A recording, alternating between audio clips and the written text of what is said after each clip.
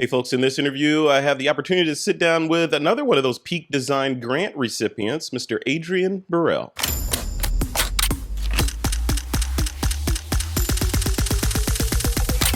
This is TWIP. Hey, welcome back to another episode of This Week in Photo. I'm your host, Frederick Van Johnson. I've been doing a series of interviews with those Peak Design grant recipients. It's a series of extremely talented photographers who Peak Design awarded this grant. And the grant consisted of a bunch of stuff from Peak Design, cameras, a camera from Sony, Flickr stuff, on and on. So they got a mountain of stuff to sort of kickstart their careers. Adrian Burrell is one of those recipients, and took the time to sit down with me today to talk about what it's like to get a mountain of gear. Adrian, welcome to the show, man. How's it going? Hey, how you doing, man? Thanks for having me. Yeah, it's good to have you. Thanks for coming on. Let's talk about this. So what was it like, when you found out that you were getting this mountain of gear from Peak Design? Let's start there, and then we'll work backwards a little bit. It was a huge surprise because I forgot that I applied. It was one of those things that somebody sent me last minute, and it's like a lot of times you get these grants, it's like you got 3 days to apply, and sometimes it can be really stressful, like getting the whole thing put together. But it was really simple. Peak Design, whoever's over there that figured out this grant, Urban Climber, they really did a good job at making it simple and easy to apply. So I just did it, and I forgot about it, honestly. And then some of my friends messaged me like, "Oh, are you on the YouTube Live right now? They're talking about the recipients. They just said your name." And I was like, "What? I won something?" And then yeah, you did. And I looked at it, and I was like, "Oh man, this is cool. So yeah. That is cool. See that I never win anything. So like to hear your name, you're probably like, was that a mistake? Right. I want to talk about the stuff, the gear and your work and stuff. But let's rewind a little bit and talk about you, like the photographer, the content creator. What's your I like to use the phrase elevator pitch. Like what, when you're at a party or having coffee with somebody and they say, "Hey, what do you do?" What's your story? What do you tell them? Well, my family's been in Oakland, California since 1927. My grandmother had 16 kids. Those 16 kids had 58 kids. Those 58 kids had 112 kids. Those 112 kids had 158 kids. And it's like lots of us in the Bay Area and in Oakland specifically. And a lot of my work is about creating that archive, like making this time capsule. I went back to Louisiana. I went back to West Africa. I do portraiture of my grandmother and my cousins, and I documented her migration story. And recently, I had a short film come out on Pop Up Magazine that's available now for people to go watch. And I really think it's about redefining our narrative and passing something along to the next generation. Because through my photography and my work, when I went back to Louisiana and tried to find the oldest people alive and found the plantations that they remember their grandparents working on and sharecropping, they didn't want to talk about a lot of stuff. There was a lot of things that were erased, and for good reason, because that trauma is hard to relive, and they shouldn't have to relive it just because I asked a question. Yeah. But I do feel that whatever I can accumulate, whatever I can accumulate in terms of knowledge of self and family and like Black history, I want to pass that along to not only my family, but to our people. Because when I see archival images of Black folks, I don't think, oh, those are some Black folks. I think those are my people. Even if it's somebody else's family, I'm like, those are my people. And I gain something from it every time. So I think that's a part of it. I'm also a prior Marine. I'm currently in the Stanford Graduate School, art history. And I think of different ways to encapsulate that story, not just with photography, but with video, with sculpture, with installation. And yeah.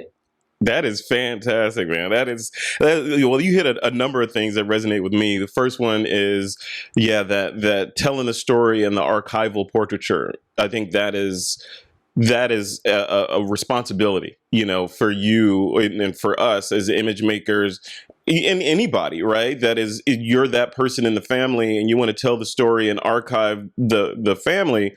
I think over time and over the years, as you know, you and I will be gone someday, but those photos will live on, and you know, it'll be like, oh, look at that, that's great grandpa Adrian, right? You know, people want to see that, and you know, I think it's a responsibility. I've started a project like that for myself, you know, where I'm doing this, you know, very similar thing where once the pandemic lifts, I want to go to all the different sort of outposts of Johnsons around and get Right. very similar photos of everybody so that everyone can have a grid of archival pictures in the house. I think that makes a lot of sense. And the other thing that you said that resonated with me is military. So I'm ex-military, 8 years in the Air Force as a combat photojournalist. My son is an ex-Marine. You're a Marine. So that's awesome. Congratulations on that. Let's talk about photography though. So, you know, when you was, you know, from a technical standpoint, what is your process? You know, when you get out there, say you're doing a portrait, you want to do a portrait of somebody in your family or a stranger or somebody, what is it like Marine style? You just drop yourself in there and, you know, take care of business, get the shot done and get out? Or is it like you're planning it? Okay, this is what this is going to look like, and more meticulous about the execution. What's your flow there? Well, for me, there's a difference in taking a photo of someone who I've never met and don't have a real strong connection to, and taking a picture of a family member or my grandmother who's 94 years old, or one of my hundreds of cousins. Hmm. There's a story that we share between us, and there's a certain intimacy that exists. And so for me, when I take a picture of one of my family members or even someone who I really, really care about, it's a spiritual connection. And I like to get there and sit with them, and it's kind of like a dance, like back and forth. We laugh, we joke, we get quiet, like we sit, and these images just start to come, and I just shoot and I shoot and I shoot, and it feels more like a dance of sorts than a photo shoot. Yeah, yeah. It's a yeah, like you said, it's a dance. It's a collaboration between the photographer and the subject that will ultimately end in a great photo. What gear wise? Let's talk about the Peak Design grant. So you were shocked when you heard you got it. Have you started receiving the stuff from Peak yet? Yeah, I started receiving it. I got the camera, the tripod, everything's great.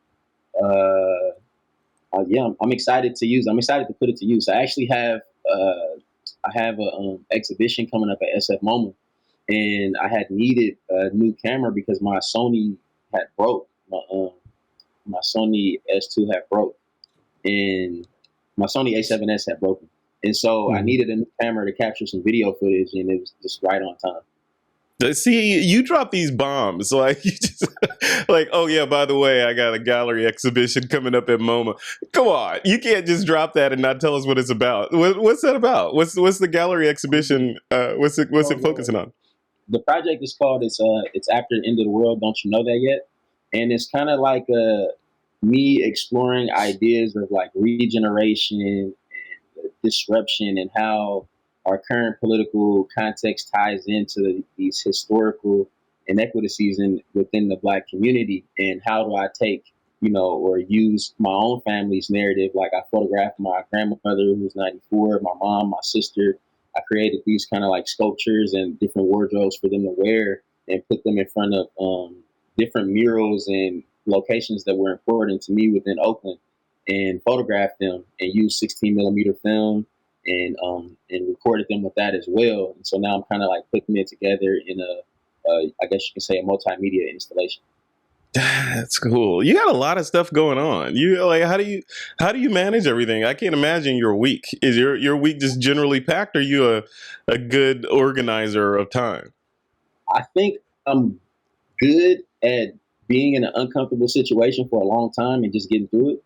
And Yeah. so, like, I am in a graduate program, so it's like 6, 7 hours of Zoom classes a day, and then just trying to manage other things. And it's my final year of grad school, so I feel like I really have to go hard this year and do my best to put out my work, to make the right connections, to ensure that once I do get out of grad school, there's good opportunities waiting. Yeah, no, absolutely. I'm sure there will be. What does that look like? What does your outlook look like for say the next 5 years down the line, assuming the planet's still here, right? So Right. 5 years, 5 years down the line, what does Adrian's world look like? Well, I'm really looking to break into feature-length films. I think I look at photography and installations as little lookbooks for like narratives and like in larger stories. And so I wrote one of my first feature-length scripts. It's called Cousins, and it made it to the final rounds of the Sundance Incubator Lab. And I'm really hoping that if that goes well, it goes well. But if not, I'm really hoping to move to LA. After my program is over and just get more into the narrative filmmaking scene while also maintaining my art practice. Love it. Love it. Yeah, that's good. That's good. Keep doing everything you're doing. I'm proud of you. That is fantastic. What advice would you give to, other young Black creators or just young people, whoever, that want to, pursue their dreams and maybe pursue a graduate program at a school like Stanford or other? What are some tips that you could give them if they're watching this and you're like, yeah, I could never do that? What would you tell them? I would tell them that, I grew up with learning disabilities. Like, I didn't learn how to read for a long time. In a family that, struggled with addiction in Oakland, California, with gangs and gun violence and all these things around me. And I guess at some point I told myself, and everybody's different, I told myself that I'm going to die before I let my environment dictate the scales of my dreams. And I feel like the thing that's inside me that wants to get out, that wants to create and has a purpose, I'm beholden to that. I owe it something. And for me, that's bigger than being broke. That's bigger than dying. That's bigger than failure. It's bigger than everything. So in the face of that, in the face of this thing that I'm willing to die for, I'm willing to be broke for, I'm willing to be uncomfortable for, what is anything else? Why not? So that's my take on it. And I would also say that sometimes you have to just keep going through things because you get so much on your plate and you eat it, and then maybe you can have another plate, but you can't have 2, 3. Well, I guess what I'm trying to say is you don't always know that what you're going through isn't meant. So you might be going through something and thinking that I'm not getting anywhere, but it's preparing you for that next stage. So everything's preparing you for the next stage. So kind of try to fall in love with the process. Try to fall in love with the process and keep moving forward, basically. So let me try to restate that. Yeah, go ahead. The process and keep moving forward because your current context is preparing you for your next stage, and it's always going somewhere different. And if you try to align yourself with the things you love and your purpose, eventually you'll get where you meant to be. And I think that's what's important. Yeah, very well said. Because it's kind of like, if you know where you are and ultimately where you're trying to get to, it's almost like sailing. You can zigzag along the way. You don't know exactly what those zigzags are, but if you know where you want to end up, you can keep the front of the ship pointed in that direction and just deal with the winds that hit you on the way there. So yeah, that is fantastic. So what are you shooting with now? Like what's your bag, when you go out on to either do one of your portrait projects or, the gallery installation? What do you generally take with you? Well, for the photography stuff, one of my good friends, Nicholas La, he's really good with a lot of landscape and portrait photography. Nick_La on Instagram. He introduced me to Leica.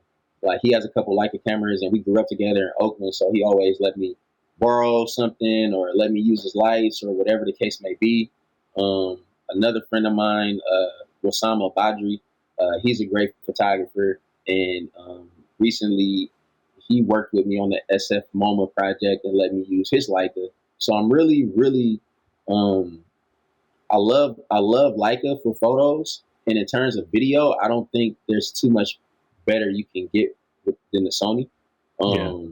I traveled to the favelas in Brazil and a couple different comunidades in Brazil and a couple different places around the world using that Sony, and that low light feature and just that log and that 4K is just it's amazing. Yeah, yeah, I love that. I love it. And then when you edit, so if you're in, you get your, say the Brazil trip or some other trip, and you get back and you got memory cards full of content or hard drives full of content. What's your process there? Are you in Final Cut? Are you editing in Premiere or DaVinci? What's your post processing software? I'm editing in Premiere. I think that this MFA program at Stanford has actually taught me a lot about like story structure and how to really take the not only how to plan before you go on a shoot to have an idea of what you want to get, even though it may be documentary, and then how to sequence that story out to hold an audience's attention and to get to the thesis and the principle of what you're trying to say with the work and make the work do what you want it to do in the world. So yeah, I guess to answer your question, I use Adobe Premiere, and in terms of storytelling process, I'm still learning, but I think this time to be in graduate school has really taught me a lot more about how to be a better storyteller. Yeah, yeah. And where do you fall in it? You're the perfect person to ask this question to. So there's one camp of content creators, let's say put on one side. I'm generalizing, of course, but there's, the people that say, yeah, this stuff is so fast moving. You got to be self-taught. You get on YouTube or you get on whatever and you just learn and get out there and do a self project. And that's how you learn. You build up a portfolio. And then on the other side, there are people that say, yeah, you need to build a solid foundation of understanding the art form and then build on top of that with self projects, etc. Where do you fall in that? Can content creators or digital storytellers get to be world class being self-taught, or does it require a more formalized education? First of all, I wouldn't pay for it. So that's one thing. I personally wouldn't tell anybody to go into hundreds of thousands of dollars of debt to get into school. So if they have special scholarships or is any type of special program you can go to make somebody else or have somebody else pay for it, then I would say, okay, cool. So then if it's free, why not do it? Second, I would say that, depending on where you come from, your socioeconomic background, you might not have the network to get on the phone and call somebody from Apple and say, hey, I got this project I want to pitch, or Netflix or wherever, and say, hey, I got this project I want to pitch. Can you listen to me? Can you tell me what you think? And so I think that's where the institutional, kind of backing or the education can come in handy, because those alumni networks are very important. Somebody who is a professional already in the field that you want to be, a professor or somebody in the alumni network speaking on your behalf, can go a long way than if you're just, somebody random who doesn't have an association with them asking for a shot. Now, you can be great, of course, not go to school and just let your work talk for itself and come from the most complicated of backgrounds and get out there. But I think there's just a couple more hurdles that you might have to jump through. Yeah, agreed. And then on top of that, there's also the whole social media piece of that. So you could have the alumni network. Then a lot of those companies they look at you, they look at the work, and then they look at your social footprint, and then they use that as the equation on whether they want to work with you or not. Versus back in the day, it was like, do they know how to do? Do they have the look we're looking for? So yeah, the equation has changed a little bit. So, Adrian, it's been an honor speaking with you. Thank you for taking the time to do this. What if people want to connect with you after this interview or see some of the stuff that you're working on? Where would you direct them to? I'm pretty active on social media. You can find me at one.living. I do a lot of updates on things that I have coming up, and sometimes I post some pictures there. Feel free to shoot me a DM or an email.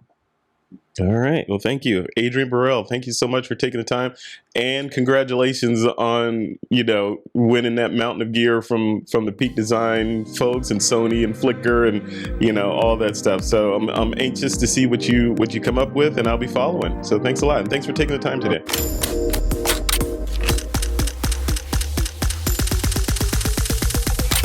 This is Twitter.